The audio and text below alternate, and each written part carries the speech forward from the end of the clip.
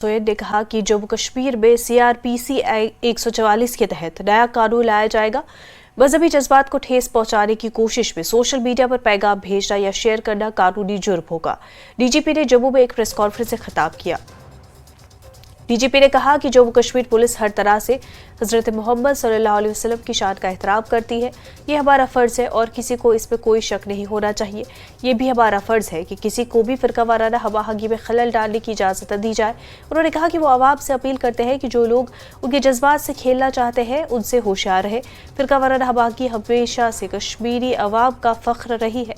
ऐसे लोग हैं जो अपने मफादात के लिए हवाहगी में खलल डालना चाहते हैं। लोगों को उनसे होशियार रहने की ज़रूरत है। वादी में अमन खराब करने की इजाज़त नहीं दी जाएगी। जम्मू कश्मीर के लोग जो मुल्क भर में रहते हैं उनकी हिफाजत जम्मू कश्मीर पुलिस की बढ़ती हुई जिम्मेदारी है। उनका कहना है कि ज़्यादातर हैंडलर्स सरहद पार से है जो इस तरह के पैगामात ऑनलाइन पोस्ट कर रहे हैं। उनका मकसद नबी करीम की शान में गुस्ताखी करना नहीं बल्कि फिरका वाराना फसादात फैलाना है। पाकिस्तान में ऐसे अनासर हैं जो वादी में अमन खराब करने के लिए 24 घंटे काम करते हैं। उन्होंने कहा कि कानून के मुताबिक सजाएं दी जाएगी। ये जांच का मामला होगा कि आया पैगामात का मकसद खलल पैदा करना है, लेकिन अगर ये पैगामात मज़ीद तशद्दुद के लिए बनाए गए, मज़मूम अज़ाइम के साथ फैलाए गए तो इसकी तहक़ीक़ात की जाएगी। पहला चीज़ तो ये है कि जम्मू कश्मीर पुलिस हर हालत पे पैगंबर साहब जो हैं उनकी इज्जत और तकद्दुस का हम बहुत एहतराम करते हैं और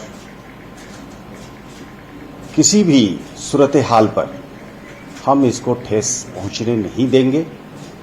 ये हमारा कानूनी फराइज है। इसमें किसी को किसी भी तरह के शक शुबा नहीं होनी चाहिए। पर साथ में हमने ये भी पाया कि ये हमारे फराइज में है